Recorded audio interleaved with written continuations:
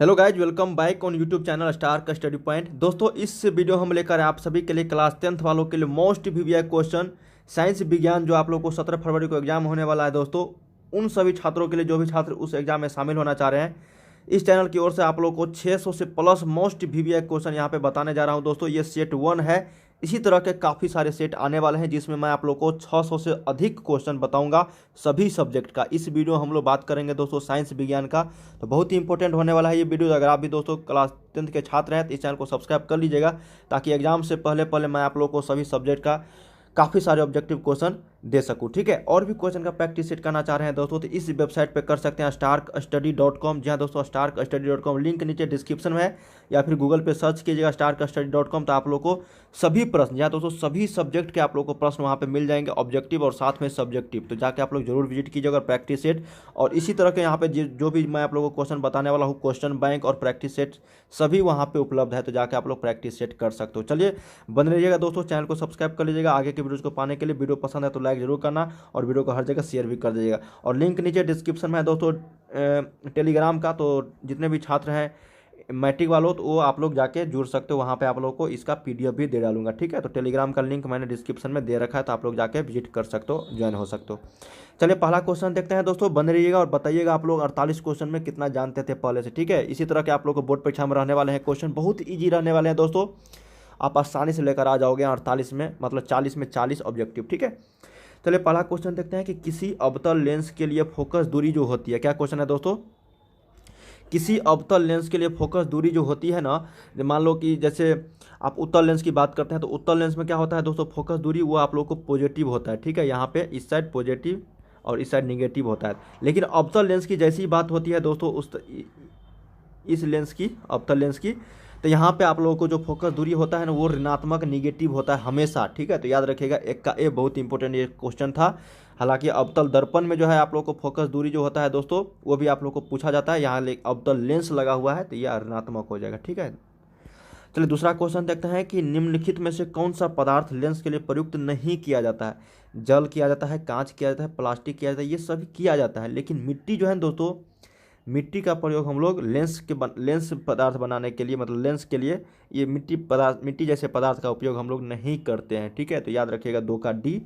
Lens के लिए कौन सा यहाँ पे प्रयुक्त नहीं किया जा सकता है पदार्थ, ये मिट्टी है। ये तीनों हो सकता है, जल, कांच, प्लास्टिक। ठीक है, तीसरा क्वेश्चन देखते हैं कि वास्तविक वस्तु का आभासी प्रतिबिंब बनता है।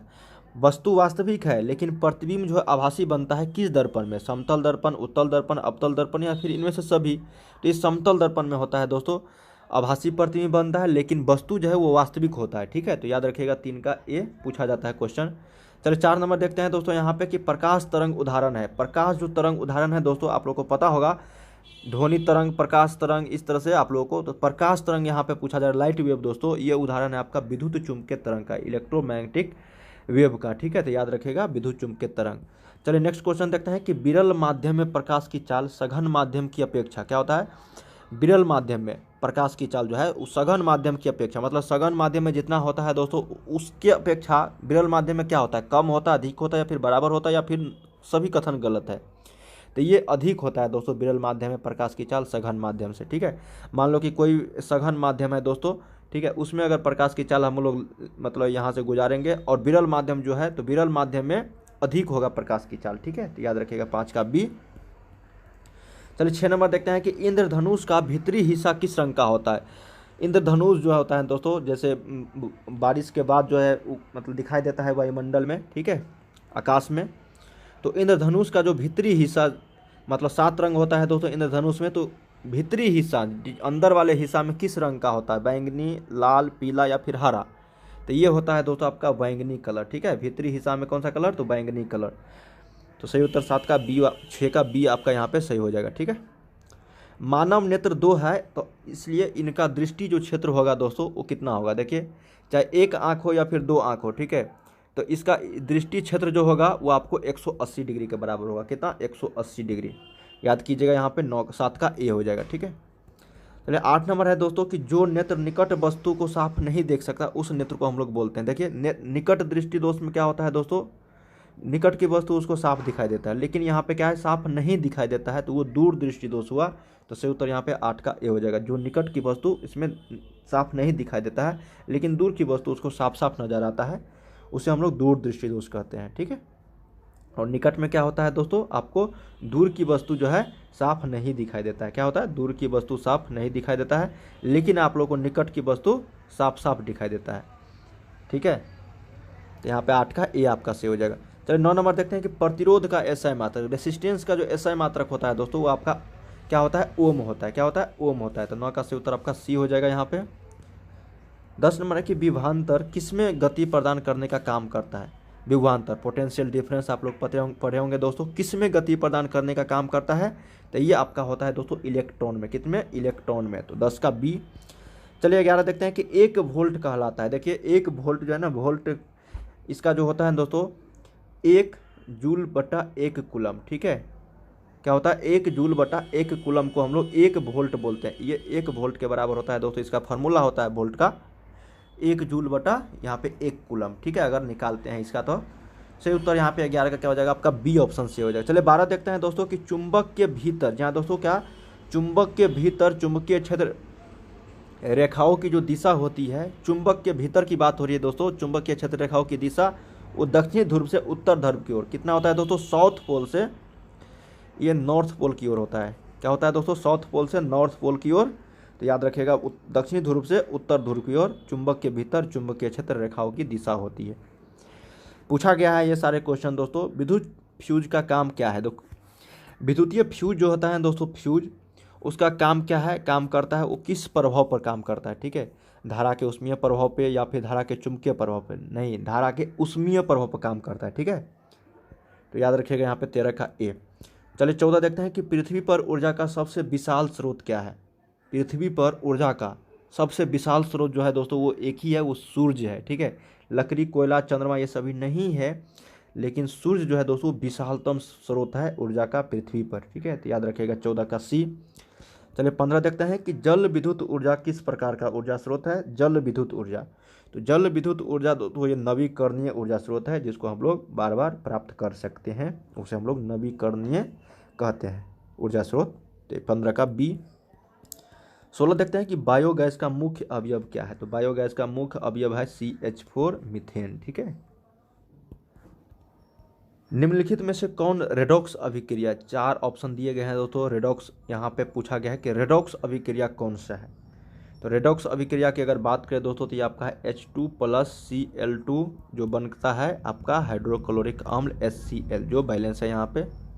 तो सही उत्तर यहाँ पे क्या हो जाएगा दोस्तों, आपका ए, 17 का ए, H2 + Cl2, ये आपका रेडॉक्स रिएक्शन है।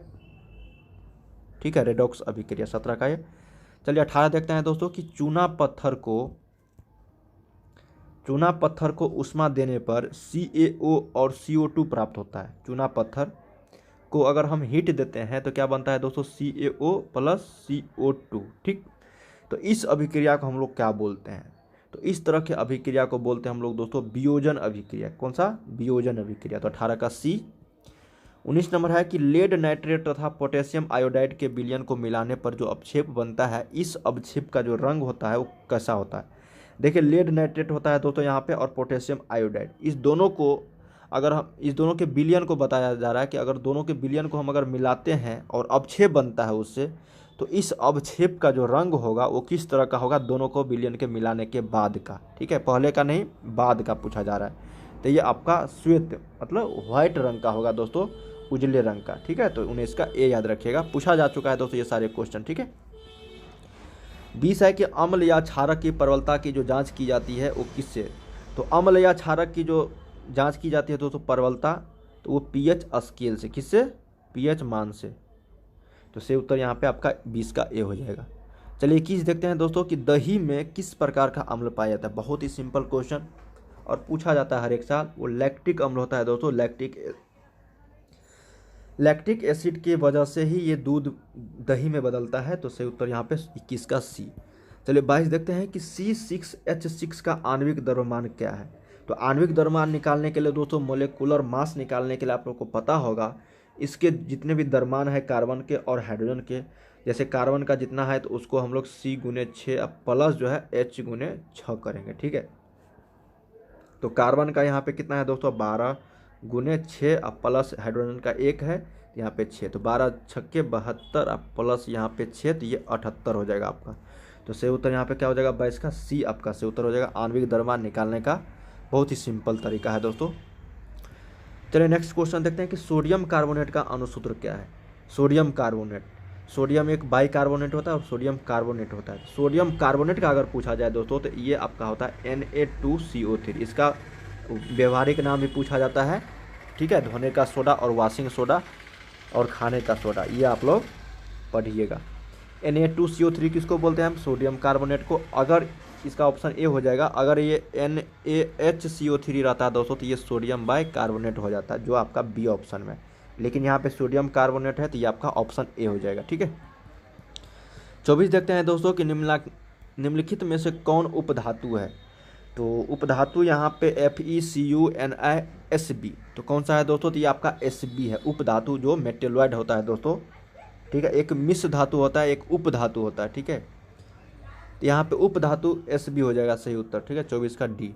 चलिए 25 देखते हैं दोस्तों कि जब सोडियम हाइड्रोक्साइड जिंक से अभिक्रिया करता है तो कौन सा उत्पाद बनता है।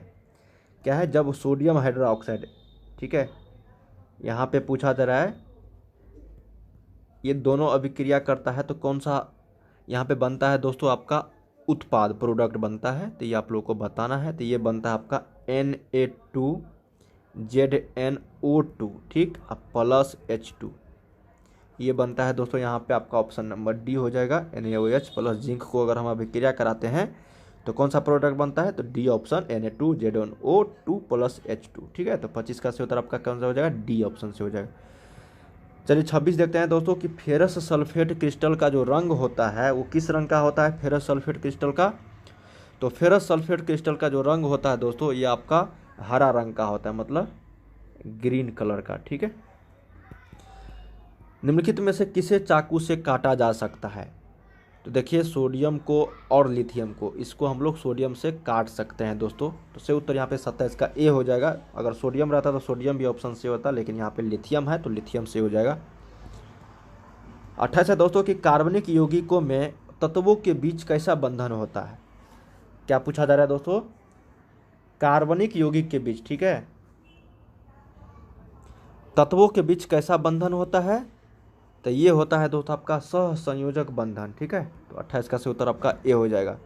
चलिए 29 देखते हैं कि निम्नलिखित में से कौन सहसंयोजी यौगिक है। क्या क्वेश्चन है दोस्तों कि निम्नलिखित में से कौन सहसंयोजी यौगिक है। तो ये आपका हो जाएगा CH4, ठीक है, मीथेन।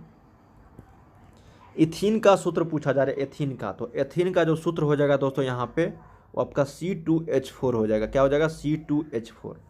तो दोस्तों इस वीडियो हम लोग कितने क्वेश्चन किए हैं, 1 से 30 क्वेश्चन, ठीक है, टोटल 30 क्वेश्चन किए हैं। इसके बाद के क्वेश्चन हम लोग अगले वीडियो में कवर करेंगे दोस्तों, ठीक है। टोटल सभी क्वेश्चन का लिंक आपको डिस्क्रिप्शन में जो लिंक दिया गया है वेबसाइट का, वहाँ पे आप लोग को मिल जाएंगे। तो जाकर आप लोग प्रैक्टिस सेट कर सकते हो। और इसी तरह के हर एक सब्जेक्ट का आप लोग को इस चैनल की मदद से दिया जाएगा दोस्तों वीडियो। तो चैनल को सब्सक्राइब कर लीजिएगा और वीडियो को हर जगह शेयर कर दीजिए दोस्तों। वीडियो को लाइक ज़रूर करना। मिलते हैं नेक्स्ट वीडियो में, तैयारी करते रहिए, ठीक है।